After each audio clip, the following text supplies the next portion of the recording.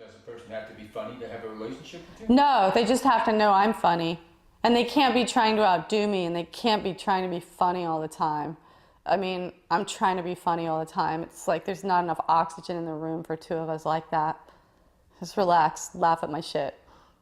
We'll be fine. A lot of women say one of the best ways to get in their pants is to make them laugh. Oh, it is an aphrodisiac, that's for sure. Yeah, it's amazing. It is amazing. So a lot of guys try really hard to make chicks laugh, but you know if you're funny or not, because you can tell you're funny if at a party all your friends are standing around you and loving your story. And that's the same thing you're taking on stage. You're really just taking, you're being yourself. And in your comedy mics and classes and workshops, you're in training to be yourself. You got to cut through a lot of shit to be yourself because it's hard. You're on a stage, there's an audience, there's hecklers, there's waitresses talking loudly, God bless them though, selling the drinks. You know, it's really fun. I've been performing at the Comedy Store for 18 years. It's a great club. Love it. Do you have any favorite clubs on the circuit? Obviously I love the Store. I love the Belly Room, the Intimacy. I love Dow Comedy Studio. It's on Beverly Boulevard, and they do all women open mics, and they do a Laugh Riot Girl Festival. They're a really cool place to work out. And I love the Pig and Whistle on Monday nights because it's my home. It's my open mic. Come down, just watch the show. It's free to watch. Believe me, open mic comics, an audience, you want love, we will love you for that. We might even fall in love with you if you come watch our show for free. Please come Monday nights at 6:30 every Monday. Website? Oh, my website is sallymullins.com. And yeah, all kinds of stuff going on there. My online show is Saturday nights. That is on dromebox.com. That's DROMEBOX.com. You can find that out on my sallymullins.com. And my show on dromebox.com is Hello Cougar. Hello Cougar is an amazing show. I don't know if you've heard about that one. That one's kind of popular because it started out on Craigslist. It's where I meet dudes 18 to 30 on Craigslist, and we actually have sex, but we don't show any of the nudity or the actual sex on the show. We do an interview before and after the sex. So I've got dudes who are like in their early 20s saying the dumbest, funniest, adorable shit about wanting to have sex with a woman who's like their mom's age, and then they're all sweaty and do a commentary after. And that's a big part of the show. It's called Hello Cougar. It's on Saturday nights. We start back up on April 29th on dromebox.com. And I have female comedians, young hot female comedians on the show as well, and old hot female comedians. So check that out if you're a male comic, or if you're a cub looking for a cougar, or if you're just a pervert of any age. We would love to have you watch. If people want to participate, do you have an email any way they can get a hold of you? I just got I had a retro AOL for a while, and now I've just opened up a new Gmail. It's called Hello Cougar 1986. Year I graduated from high school. HelloCougar1986@gmail.com. If you're a guy between 18 to 30 and you don't mind showing your face on camera and doing an interview with no nudity and fucking me, safe sex, reach out.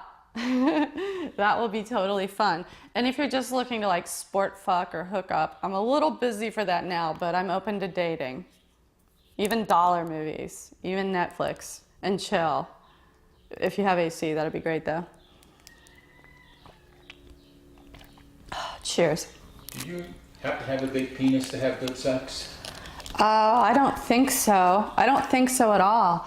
I think a big penis is great, but there's a lot more to a man's body than a cock. You know, you've got a mouth, you've got hands, and I think you should be getting busy. I think it should be a two-handed operation the whole time. You know, we have a lot of, we have several holes as well. And I'm not into butt stuff. I just look like I'm into butt stuff, but a lot of people are, especially a lot of millennials are really into like, eating ass and everything. So there's all kinds of things that should be going on. And, you can't make your dick bigger no matter what the pills tell you.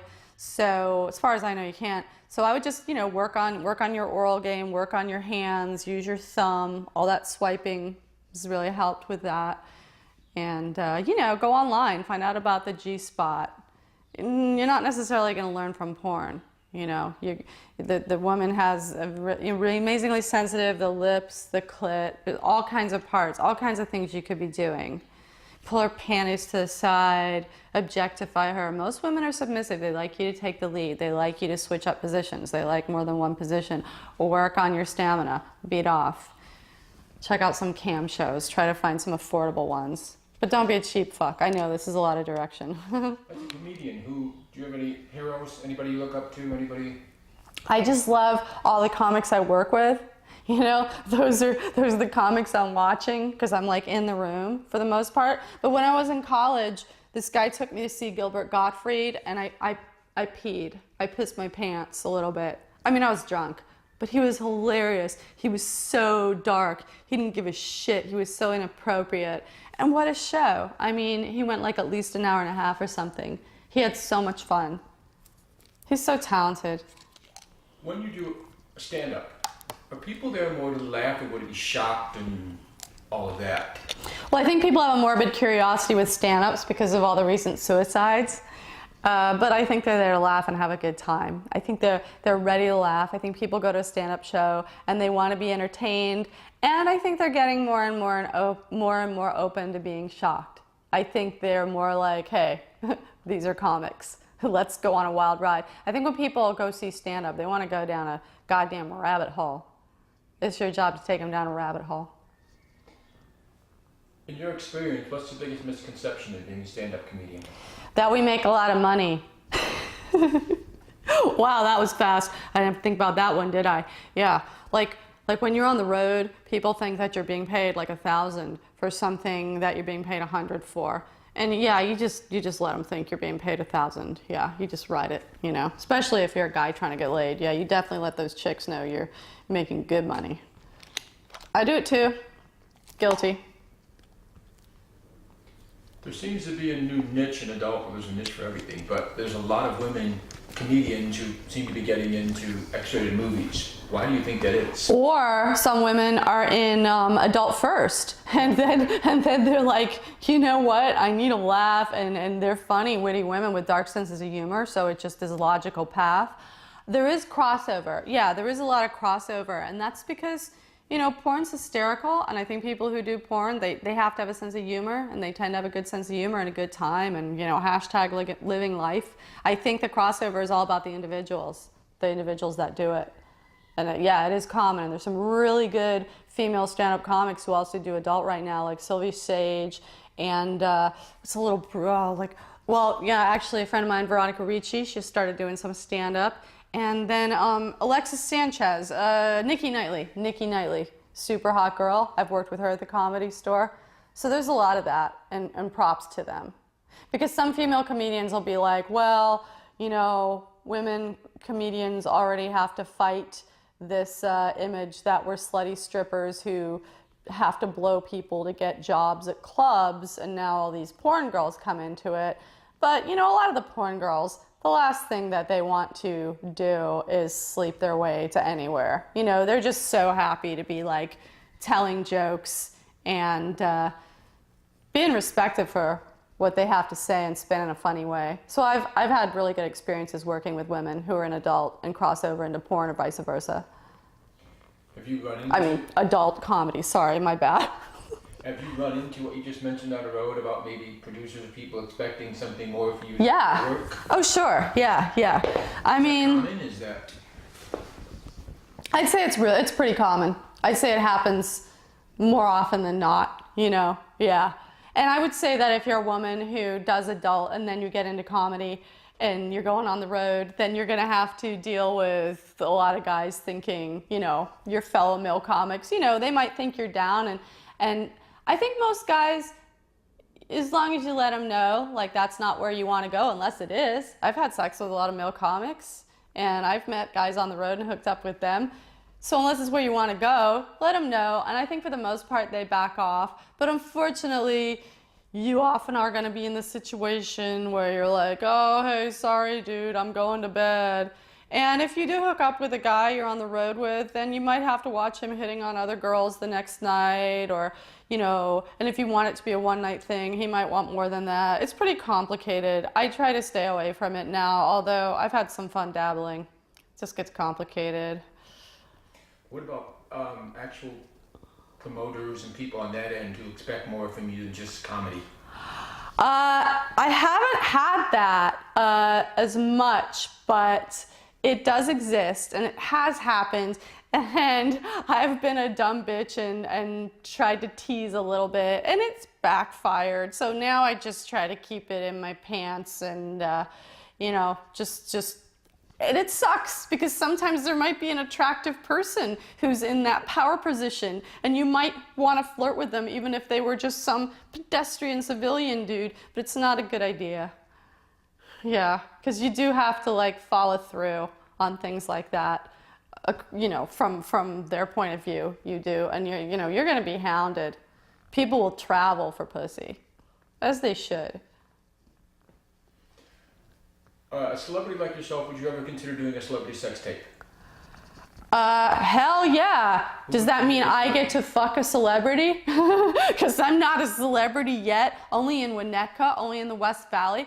I would love to fuck Mel Gibson and have him start talking some insane racist shit because it would just be hilarious, okay? It would just be hilarious and ridiculous and funny, you know? And God forbid Mel ever goes on some real rampage. But yeah, that would be pretty much a trip. I'd be down to do a sex tape, like, you know, comedian having sex on the road or something. Sure. That's just amateur porn in my book, you know? That'd be fun. Would you do a sex tape with Donald Trump? I don't think he'd want to fuck me. I think I've aged out of his bracket. I'm 48 years old. I mean, if he wanted to fuck me, I would probably be like, you've already fucked me or something. Yeah, I don't know. I think I might just end up talking shit and maybe I'd just be like, why don't you really piss on me? Because, you know, I would like art to imitate life or something. And I'd probably get on the floor and tell him to whip it out. And if he was hard from that and couldn't piss, that would be interesting. Because then we know Donald Trump was really like a true top, an alpha male who's been, you know, stimulated by my self-degradation and humiliation. And that would just be interesting to a psychological profile. Maybe more information than the dossier that Russia composed. For you as a comedian, is there an event, an award, something where you feel you've made it? Oh yeah, I feel like that a lot. I probably shouldn't, but like when my rent check clears. No, having my own online show, having Hello Cougar on Dronebox, then I just feel like I'm living the dream. I have a show, people are watching, having sex is part of the show, I get to wear slutty outfits. Yeah, you totally feel like that. Touring for the troops, you feel like you're at a certain level in comedy and you're working with some excellent comics. I won a contest. It was funniest comic in LA. I was so stoked. I went home and I cried. Yeah, I have a lot of moments like that all the time, but I'm pretty upbeat. I'm pretty happy person, pretty hyper. Am I your typical depressed comic? Well, I'm dark. I'm dark as fuck, but it's you know, got a lot of energy behind it. No, I'm not looking to kill myself or get killed. I got into Dronebox essentially through my best friend at the time, Paris Kennedy, really well-known adult star who's also hilarious. She could definitely be one of those girls who crossed over from porn to comedy, you know, just like those girls I was talking about earlier, like Sylvia Sage and Nikki Knightley. Paris Kennedy, hilarious, witty, great writer. She got a talk show at Dronebox a couple years ago. They said, you gotta have a co-host. She said, my best friend's a stand-up comic. They're like, we love stand-up comics, bring her. Paris, so good to me. We had a show called Kitten to Cougar. We had it for a year. Then Paris wanted to get out of porn. She wanted to just be a regular girl. So now she's just this amazingly gorgeous regular girl. And I have my show now, my own show. You know, she left our show. And then I said, Paris, I can't have another co-host. I just need my own show. And they gave me my own show. So we're going into the second season of that. And I'm looking for new guys to have sex with for the show.